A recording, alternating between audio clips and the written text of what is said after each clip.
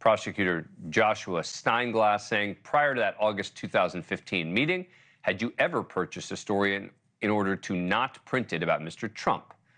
Pecker, no. One of those stories that was apparently killed was one by former Playboy model Karen McDougal, her alleged year-long affair with Trump. But there was one detail that emerged at the end of his testimony that could actually help Trump, and it will certainly be the subject of more questions when Pecker returns to the stand. Pecker said about McDougal's story, he said this: he claimed he urged Trump to pay her. I said, I think the story should be purchased and we should buy it. But the Trump said to him, I don't buy stories. Anytime you do anything like this, it always gets out. American Media, the Inquirer's parent company, ended up buying the story for $150,000. Pecker also admitted to attacking Trump's rivals while publishing only positive stories about Trump. So how big a deal is Pecker? He certainly helps the prosecution, but how much? Joining me now, two straight-shooting attorneys. Renato Mariotti is a former Assistant U.S. Attorney for the Northern District of Illinois, and Tom Dupree served as Deputy Assistant Attorney General under former President George W. Bush. Let me start with you, Renato. How big a deal do you think David Pecker was? How much does he help the prosecution's case? He helps the prosecution to some extent. They wouldn't have called him if he didn't help them. But, you know, as you just suggested a moment ago, Dan, he's not the most important witness in this case. In fact, a lot of what he said, I don't think Donald Trump and his team would really dispute. I think the reason he's called first, and, you know, as somebody's tried a lot of cases back, you know, certainly back as a prosecutor, you wanted to have your first witness be someone solid, someone who would be difficult for the other side, for the defense to cross-examine.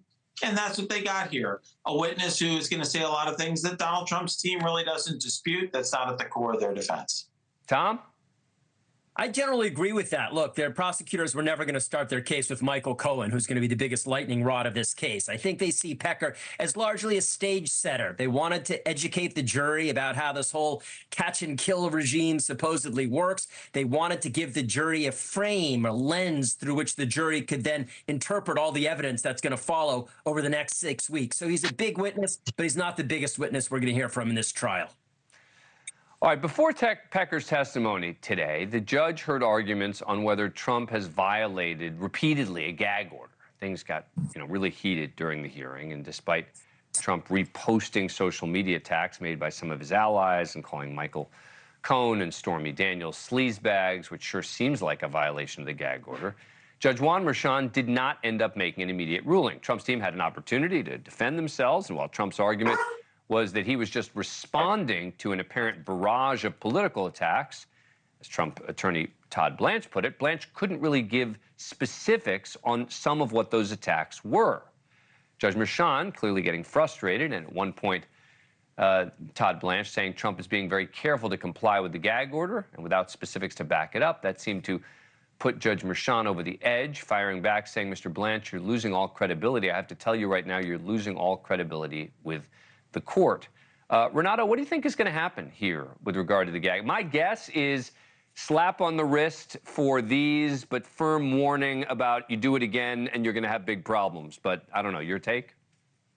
Yeah, I think that the most, in terms of a fine that the judge could do is $1,000 under New York law, which is not going to have any impact.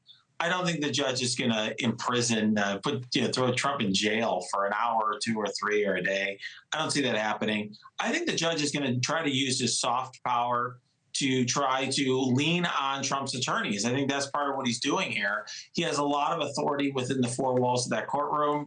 He's going to try to get Trump's attorneys to suggest to their client that, hey, we have a chance to win this, but it's going to really help us if the judge doesn't hate us and isn't angry at us. Can you, work with me here, Mr. Trump? I wonder, Tom, though, whether Trump wants to get sanctioned in some way, whether because what Renato says, $1,000 here and there means nothing to Donald Trump, and it allows him to then use it as a political calling card to say, you see.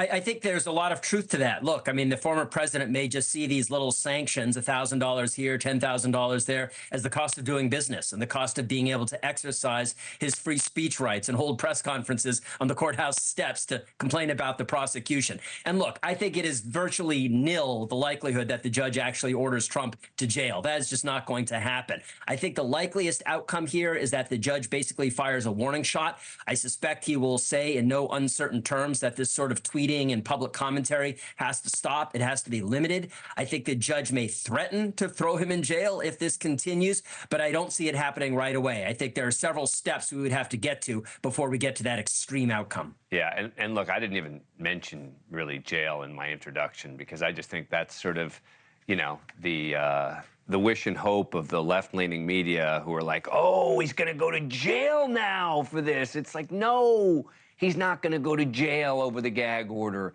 unless, yeah, he's not. It's not going to happen. Thank you for watching. Go to newsnationnow.com to find NewsNation on your cable provider. And don't forget to click the red subscribe button below to get more of NewsNation's fact-driven, unbiased coverage.